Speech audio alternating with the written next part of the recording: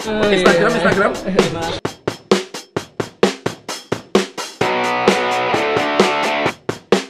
Ini tuh bukan metal katanya. I love you. I love you. Sama-sama. Terima kasih.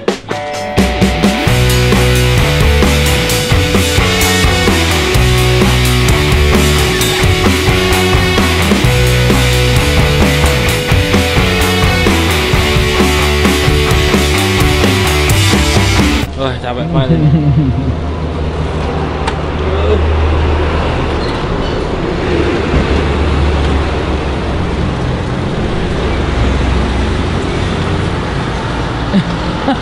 Selamat datang di Mojokerto.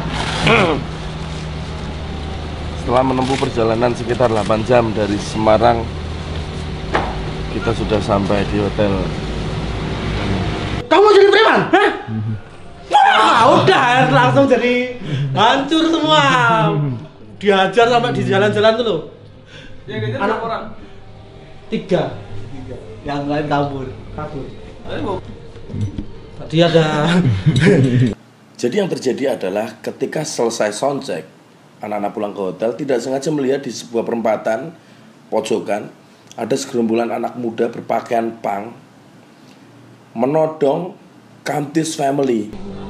Tarik gitu loh. Sini loh. Tarik nah gitu. Modelnya tarik sempat duit juga. Udah ada duit tuh deh. Duit? Pakai duit juga? Duit udah ada. Mau 20.000, 10.000 aku lihat. Teman yang satu di pinggir jalan. Malam ini ngeliatin. Lalu anak-anak memutuskan untuk turun karena mereka nggak tega, anak-anak nggak tega, lalu turun. Nah, kenapa aku turun ini? Aku malah gini, soalnya kita lihat gitu loh. Aku dulu aku ra mudun, kok neng omah malah menyesal sendiri gitu loh. Bajingan iki, tetap mudun. Kampus-kampusnya itu banyak tapi takut karena anak kecil loh. Kalau bisa loh itu. Wah, kamu banyak banget. Lah iya. Lagi mereka. Mintai rokok. Mana rokok? Dipaksa, terus kamu gimana? Ya saya kasih lah. Aja. Saya kasih kamu aja. lawan? Enggak, sana banyak Om. Oh, soalnya banyak yang mereka. Iya, sana banyak. Punya HP. Ini punya HP punya mama saya, Pak. Gitu. Dan itu ternyata terjadi tidak hanya di Kamtis Family tapi juga di komunitas band lain seperti Outsider, Ex-Friend, dan yang lain-lain gitu. Ya saya kasih aja, tak kasih. Soalnya kan saya kan nganu takut ya. Takut ya? Di Kamu situ ex-friend dari banyak. Surabaya? Ya, ex-friend. Oh, iya. Bawa senjata tajam. Mereka bawa senjata tajam. Ada yang bawa senjata tajam. Kamu kan dari mana? Outsider persilangan Om. Oh, salam ya buat temenmu ya. Mungkin ini saiki wis gregeten toh. Kita aja udah kayak gitu aja masih di sini tuh masih greget tuh. Gemes. Apalagi kita nggak turun tadi. Orang gede tapi begini. Apa dipukul sekali jeler langsung kok jatuh. Aku itu. Aku lemes. Hari yang indah, kutunggu-tunggu. Sudah saatnya kita kumpul. Atur rencana bersama-sama bersiap untuk pesta pora. Jadi sebelum Sukamti Day kita harus mempersiapkan segala sesuatunya. Harus teratur biar safe. Itu cerita Mak. Jadi emang mereka tuh sering digituin. Jadi itu mereka tuh modusnya gini. Weh, mau kanca-kancamu malahin HP-ku ndi nih, tok kabeh kok HP-mu. Terus ya. Apa HP-ne Samsung ora ono sing Samsung dikeluarin semua tau HP-nya ono apa. Habis HP dikeluarin, dia ngeluarin pisau. Kowe arep mati apa lunga? Pada lari tuh. Support kayak mau kayak kali saya kita makan tadi ya. Iya. Oke yo. Iya. Bakul-bakulnya udah wedi kita ya. Jadi kita harus pisahkan, ini Kamtis Family, ini anak-anak punk, dan ini preman. Kamtis Family adalah komunitas yang mensupport Endang Sukamti. Kamtis adalah community, bukan ideologi. Di dalam Kamtis ada banyak ideologi. Kamtis itu ada umur dari SMP sampai kerja, bahkan sekarang sudah ada bapak-bapak dan kakek-kakek.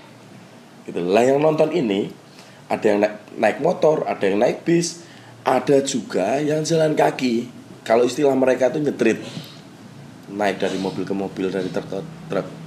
Aku kurang merekomendasikan untuk tipe yang terakhir karena ini sangat berbahaya. Tapi aku tidak juga melarang karena itu hak kalian semuanya, dan itu akan kita bahas di lain kali untuk lebih detail. Selanjutnya kita akan mengidentifikasi anak-anak punk. Anak-anak punk itu anak-anak yang seperti apa sih? Dilihat dari sejarah, punk itu adalah ideologi yang lahir di tahun 60-an, di mana di saat itu anak-anak muda Amerika, Inggris mengkritik kebijaksanaan penguasa, politik, dan isu-isu sosial yang merugikan mereka, yang membuat hidup mereka tidak nyaman. Lalu mereka seperti menyindir dan membuat movement pemberontakan untuk mengkritik kebijakan pemerintah. Bukan cuma pemerintah, mereka juga melawan fasisme, rasisme. Semua yang mereka pakai seperti rambut mohawk ala Indian, spike dan spike boot, itu semuanya adalah sindiran anti kemapanan. Dan ingat, ideologi punk lahir dari kelas pekerja, artinya mereka bekerja, bukan pengangguran.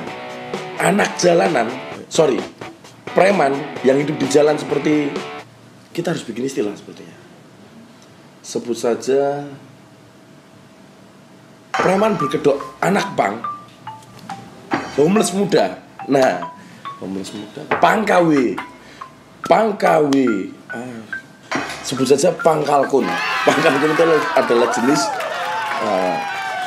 preman yang berfashion seperti anak punk. Nah, deskripsinya atau ciri-cirinya, fashionnya hampir sama, walaupun kalau dilihat detailnya agak berbeda. Tidak pernah mandi, kotor, tidak punya rumah, dan tidak punya tujuan. Jadi aku nyebutnya bisa dikatakan sampah karena tidak ada manfaatnya. Mudorot ya. Mudorot. Tidak ada tujuannya. Nggak jelas, karena kalau orang punya tujuan hidup, mereka nggak mungkin lama hidup di jalan seperti itu. Aku tahun piro ngamen? Tahun 2000.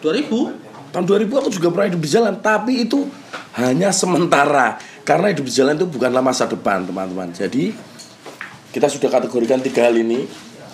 Pangkalkun ini seperti yang tadi diceritakan anak-anak, mereka merampok kamtis, meminta rokok, meminta handphone, bahkan meminta uang gitu. Dengan ancaman ini sudah kriminal. Punk sendiri is not crime. Jadi saya ucapkan terima kasih untuk Mas Rinto Ariwibowo yang telah menyelamatkan kamtis. Semoga kamtis-kamtis lain juga berpikiran hal yang sama seperti Mas Rinto. Kalau temannya ada masalah ya dibantu. Kalau ada temannya yang sakit ya dibantu, dijenguk. Ada yang kekurangan duit ya dibantu, dicariin kerjaan.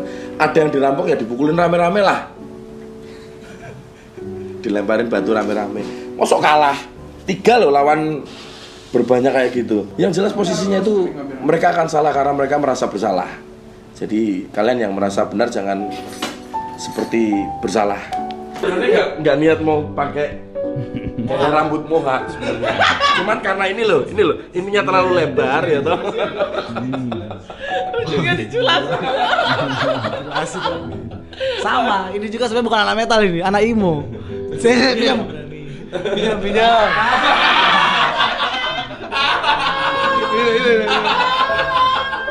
Anak emo itu poni lempar. Ini nggak terlalu tarik di mohawk kok ini.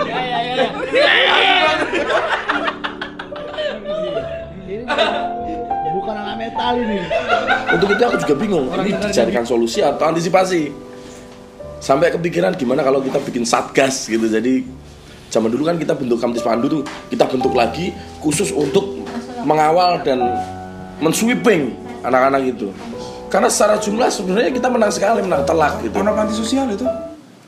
Coba diguli.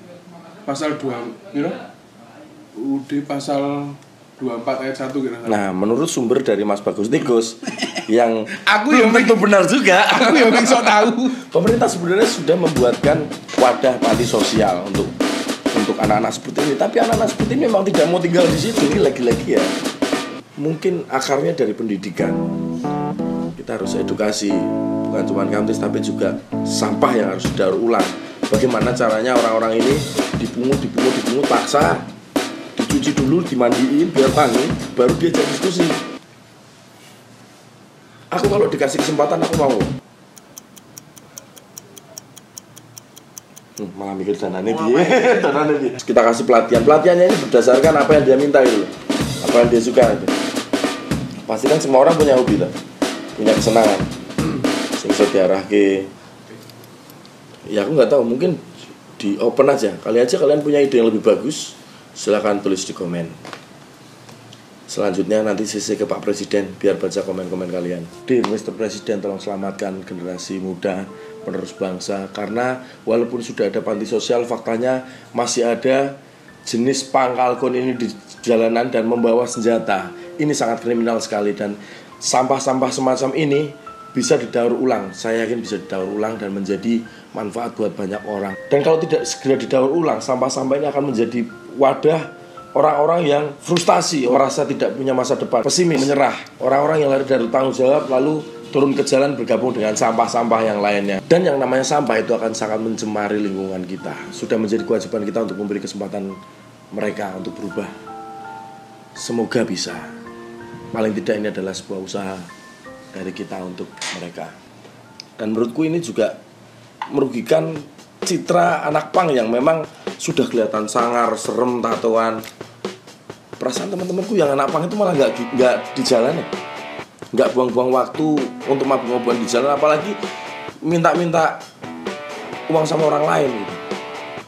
Mungkin dia masih punya tenaga, masih muda juga, kenapa tidak bekerja? Kan izin toh Pak, gagah-gagah ngono njalukan duitnya. Gini kebanyakan gini, nggak pernah gini. Sepertinya cukup segitu dulu. Oh ya, satu lagi.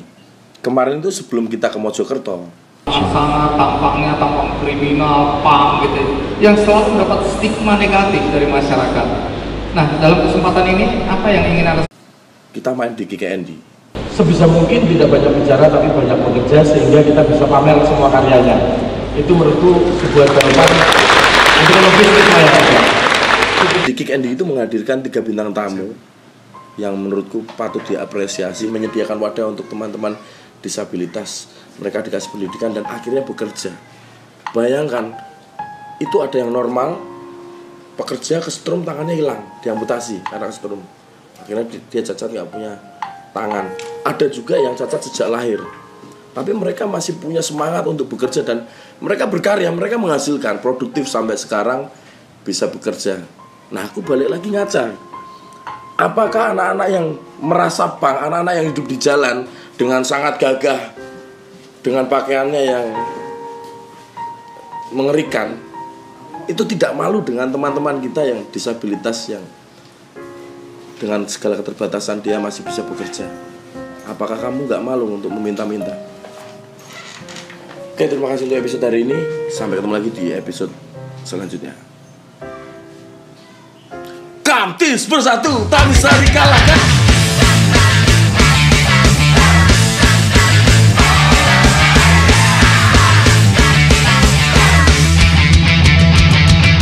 Persahabatan selalu kuat ku tanamkan, hanya diri berat